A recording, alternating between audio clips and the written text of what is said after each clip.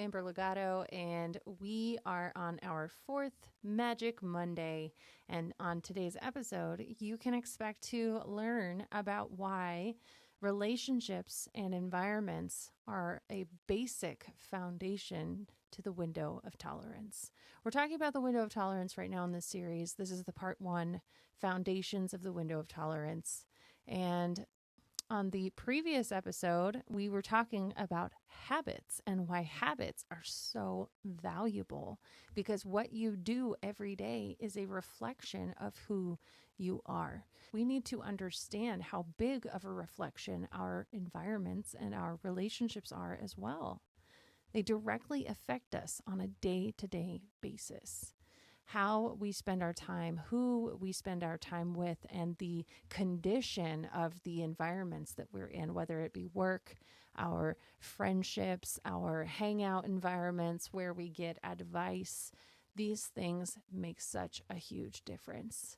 Referencing to what we allow to pour into ourselves, what we allow to come into the sponge that we are. And when you start really taking a step back, and when we say take a step back, what we're talking about is being objective, having the ability to separate yourself mentally and emotionally out of a situation and having a real reflective look at what you are dealing with or what you're surrounded by or what you are allowing in. Whatever you accept as your reality is what you are creating from. We're talking about manifestation as well. We're talking about how we are going to make changes in our life, right? We've been talking about resolutions and how our resolutions are going to become a part of our reality. So many people set resolutions and they make it a couple of months in, or they make it a couple weeks in, but it's all about consistency and showing up, right? We talked about that last time when we were talking about habits, is showing up, continually making the effort to change the habits in your reality. Now we're talking about who we allow in, what environments we're hanging out in. Are we really taking a full spectrum view of what's going on in our reality? I started reading a book 2 weeks ago called Adult Children of Emotionally Immature Parents. It's by Lindsay C. Gibson. It was an amazing read. I've never been so present in reading a book in my entire life. This particular book was so helpful and so insightful and so meaningful to me. I am an adult child of emotionally immature parents. Shh.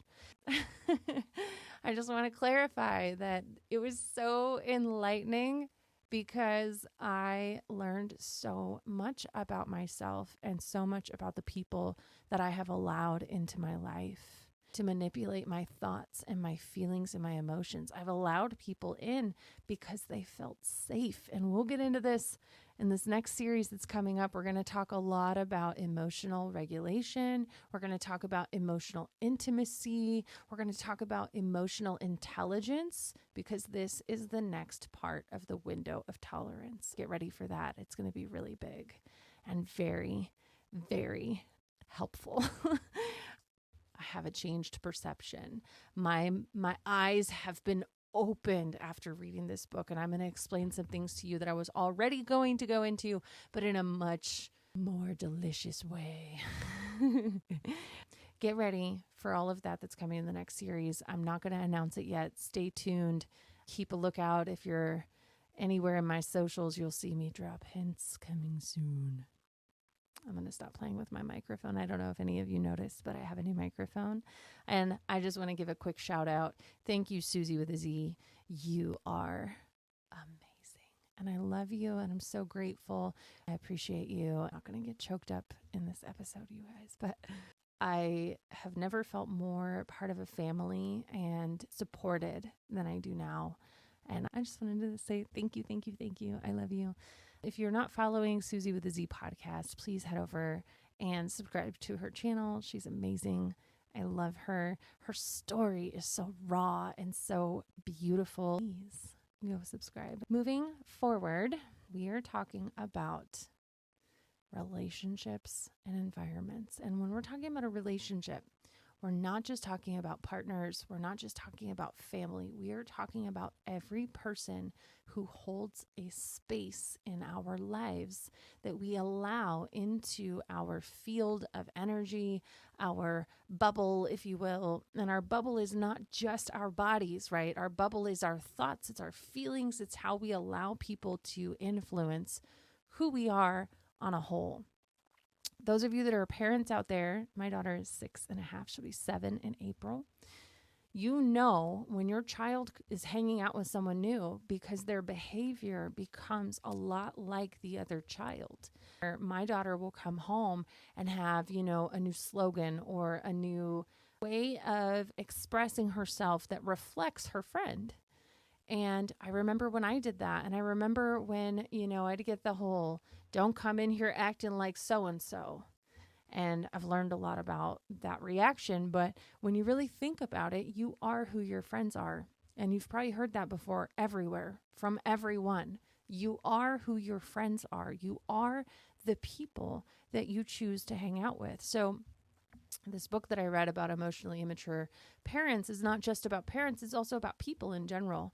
And when you start looking at the people around you in your life, you start to recognize behaviors of people who are emotionally immature or just haven't developed certain skills or developed certain parts of themselves that are still in the works of progressing, or maybe not.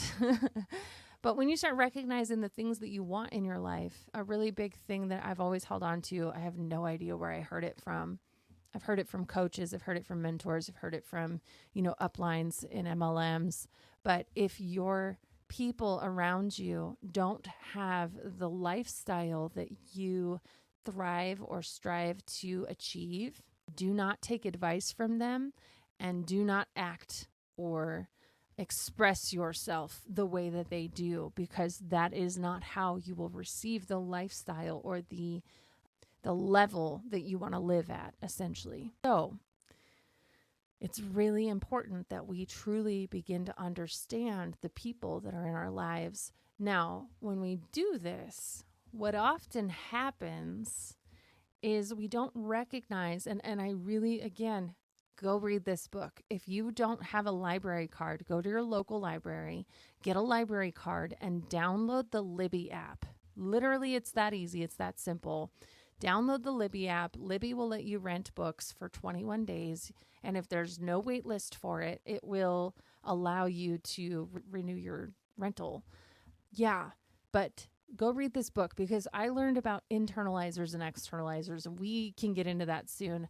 I love to talk about these topics, and I love to get into them with you. If you're interested in these topics, please comment the things that you're interested in, how these videos have helped you, or what they might shift in your mind, or maybe some other thoughts that you have as well. I'm really open-minded to new conversations and to exploring things about human behaviors. So what happens is that when we start looking at other people and we don't look at them objectively, and when we're looking at them objectively, again, objectively is to exit yourself at things from an outer perspective.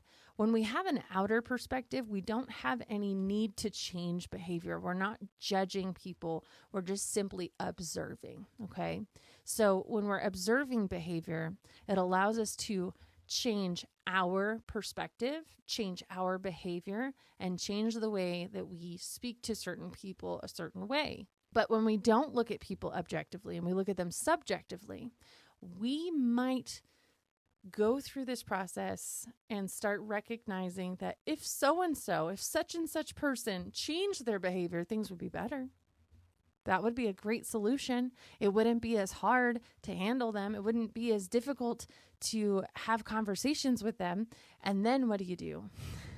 I've done this before, you guys. Then you go and talk to this person. Now, if this person is an emotionally immature person and cannot take criticism, you're in trouble, because you're going to go tell this person that you learned such and such thing. I've done this. And you're going to tell them that they're doing something that is immature, or they're doing something that is unhealthy or toxic or gaslighting or whatever it is that we decide to say. Okay. And when we're talking about these things with them, they're not receiving it at an emotionally intimate level that you're trying to deliver it. You're trying to make an emotional connection and you're trying to change and shift their behavior so that it makes more sense and is easier to handle. But then what happens is that emotionally immature person receives it and explodes it all over you as a toxic, no, they don't accept it. They won't take accountability for it because they don't know how. So don't do that. Do not come into this healing process trying to change everyone around you. Don't come in as the savior who's got all the information and the answers on how to fix our problems. We don't need that. Okay. What we need is for you to be self-reflective, to take accountability for yourself, and to have an observational look at what's going on with everyone around you. You don't need to save them. You just need to know how to be around them. And if they're so toxic that you cannot any longer be around them, it's okay to take your space. It's okay to walk away. It is okay to head in a different direction. There's nothing wrong with it. Okay, so saying that about relationships, we are starting to understand how important it is to know who we spend our time with. How healthy are they? What is the condition of their mental health? And how do they make you feel? There's a really great video I saw this week, and I will share it with you here shortly. But it just really hit home listening to how you need to know the difference between how you feel about a person and how they make you feel. Let's watch it right now. You have to be able to separate how you feel about someone from how someone makes you feel. Those are very different things. I may feel about a person that they are charismatic and adorable and intelligent and wise and fun, but they make me feel, or if they make me feel lonely and sad and anxious and stressed and questioning my value, that's the reality of my relationship. So you can think someone is a god, but if they make you feel like you're nothing, that's going to be your experience. Okay, so we need to know how someone makes us feel. If you're feeling stressed out all the time, if you feel anxious when you're with a person, they are triggering you to go into a survival mode.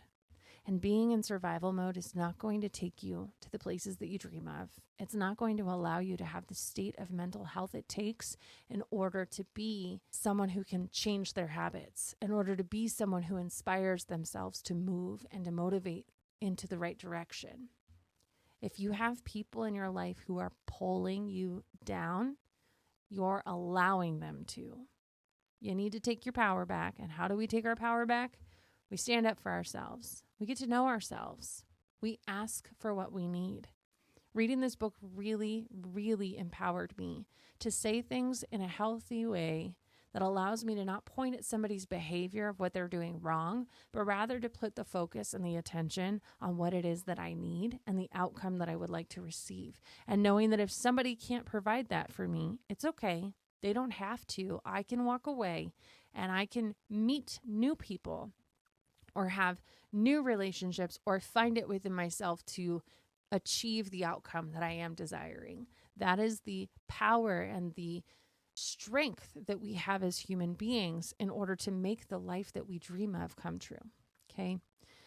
So before we go, I want to talk about environments. We're going to talk about how groups of people and certain places have ways of bringing us down into low energy, into depression, into anxiety, and how it's okay if you can't participate. I first learned about what enmeshment was when I read Dr. Nicole LePera's book, How to Do the Work. I had never heard this term before. I never knew that I was in an enmeshed family. And reading this other book, Adult Children of Emotionally Immature Parents, I learned again more about enmeshment and how enmeshment is a control tactic in order to control the group as a whole. And so maybe you have a friend who hangs out in another group of friends, and the only time you get to see this friend is when they are available to hang out with the whole group of friends. And maybe within the group of friends, there's an emotionally immature person who is constantly in control of the environment. is constantly in control of what everyone's doing, talking about. This person might be somebody who peer pressures everybody into things that don't feel good. And so in order to change the environment you're hanging out in, you need to accept that the environment's not a healthy place for you and that it's okay that you don't want to participate. Okay. So what we do is we tell our friend, hey, just want to bring up to you that I don't feel comfortable in the environment hanging out in this particular place. You can say, I don't feel comfortable being around this person if you want to. You don't have to say that. You can just say, I don't feel comfortable in this group environment. I would really like to spend time with you one-on-one.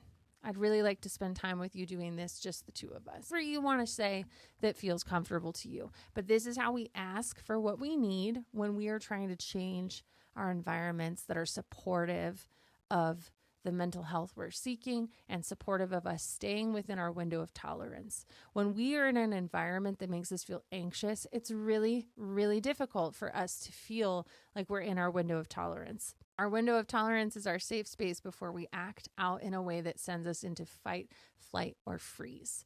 So, for instance, a lot of people in group settings who are outside of their window of tolerance will most likely freeze and be quiet and shy and in the corner and lack emotional intimacy and connection.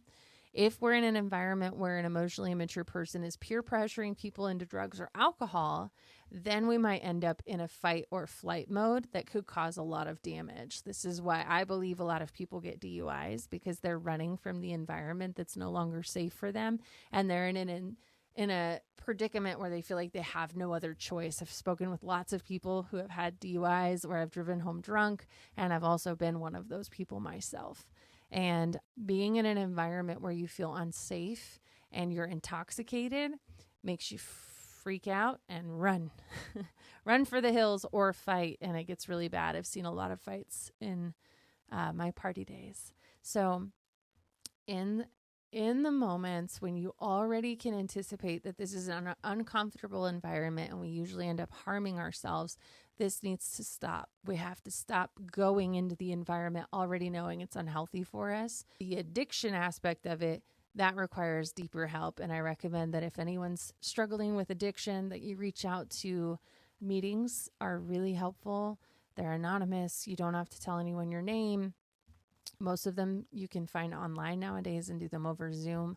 I went to ACA for 6 months, which is Adult Children of Alcoholics and Dysfunctional Families, and it was very insightful and healing to know that I wasn't alone. I'm not the only one. You're not alone. You're not the only one who struggles. And they can be very extremely helpful when it comes to knowing that it's not healthy for you and that you need to shift into a new direction. So find a meeting that works for you and get help, because you can't do it by yourself. So let's recap. We are going over the window of tolerance, and we are talking about the foundations. And this is the last foundation of understanding your window of tolerance, is relationships and environments, and knowing that you have the power. If you are the gatekeeper of the energy that you allow in, and many of us were raised to believe that somebody else was bigger than us and could push us or manipulate us or force us to do things that we did not want to do. And so now as adults, it can be very difficult. You might even be a teenager. I remember that a lot of this was very difficult for me at 18, and I let a lot of people into my life for love and acceptance because I thought that that was how I was going to receive it, was by doing things or being in places that were not good for me and not healthy. And we could even get deeper into this conversation about environments and how music and the music that you listen to can also be super impactful on the life that you're living. If you're listening to things that are, really deep in depression, it's healthy to feel your feelings. It's healthy to feel heard, but to keep listening to it over and over is to keep you stuck in depression. And so I'm not saying find happy, positive things to listen to. It's not that easy, but I am saying that there are good musicians and great people who are coming out nowadays that write real stuff, and how hard it is to go through that real stuff, but how you can overcome it and you can make it and you can push yourself in a way that allows you to change your life and cut toxicity out, cut people out that just are not healthy for you who are holding you back from making shifts in your life. And it's hard. It's not easy. I am speaking from experience. It's very difficult to cut people out, especially when you love them and you've poured a lot of time and energy into them. And that is the last thing I want to leave you with today, is that everything that you hold on to in your life are things that you've poured a lot of energy into. And the more objective you get about it, the more you pull yourself out and you observe that the reason why you have these attachments in your life, the reason why you're so stuck, is because of how much time and energy you have poured of yourself into these people, these places, habits, whether it be hobbies that distract you from doing the work that you actually want to be doing in order to achieve the goals that you want to achieve.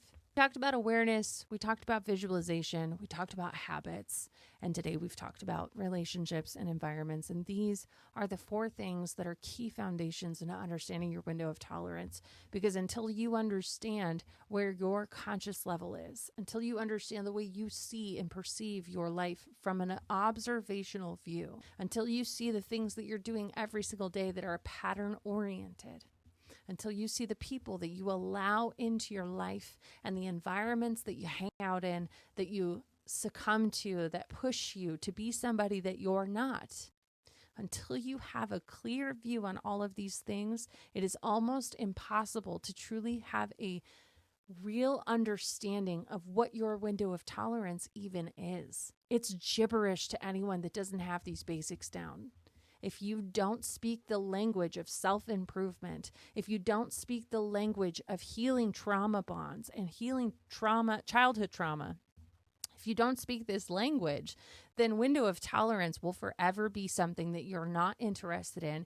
It's not something that you want to do or want to understand about yourself because you don't have the level of conscious awareness. You have to work on this. This is something that has been built over time for everyone that has faced this part of their reality. If you want your life to change, if you want things to move in a different direction, then you have to start doing the work. You have to start looking at yourself from a non-judgmental place. And that's so difficult for all of us that have had trauma in our childhoods because our caregivers made us feel like we were the problem. We couldn't be good enough for the things we dream of. And that's just simply not true. You are worthy of love. You are worthy of your dreams. You are worthy of being your most authentic self and feeling appreciated, valued, seen, and heard for being this version of yourself that you so dream to be. And the voices in your head that keep telling you over and over and over again that you don't deserve it, those voices are practice. Those voices are a habit just as much as anything else in your life is a habit. I hope this motivates you. I hope that this inspires you. I hope that you found value in this. And if you did, I'm going to tell you every time you come here, click the share button and share it with 3 of your friends because you'd be surprised how many people need to feel seen and heard and valued. You'd be surprised how many people have no idea what they're doing. And it's okay. It's okay that you don't know. None of us know what we're doing. We're learning as we go. And when you show up with more curiosity, when you show up wanting to change, when you show up wanting to make a difference in your own reality, you're gonna see things shift. It might be slow. It might be minuscule at first. And the biggest thing that I've learned on this entire journey is patience. Patience, grace, and compassion for oneself. And it's not easy. It's hard. But you're not alone. I'm here for you, and I'm so excited for what's coming up in this next series. I'm going to have a guidebook on the window of tolerance. I'm so excited to share it with you guys, and that's going to open me up for sessions where we can actually talk one-on-one. And as we talk one-on-one, you're going to actually feel heard and seen. You're actually going to feel like you can make changes in your life. I hope you feel empowered doing this with me because I'm so excited to help you see the possibilities of what's next. Thank you so much for watching. Again, click the subscribe button, share this with your friends, like this, comment below what was valuable for you. Can't wait to see you guys very soon, and I'll be seeing you.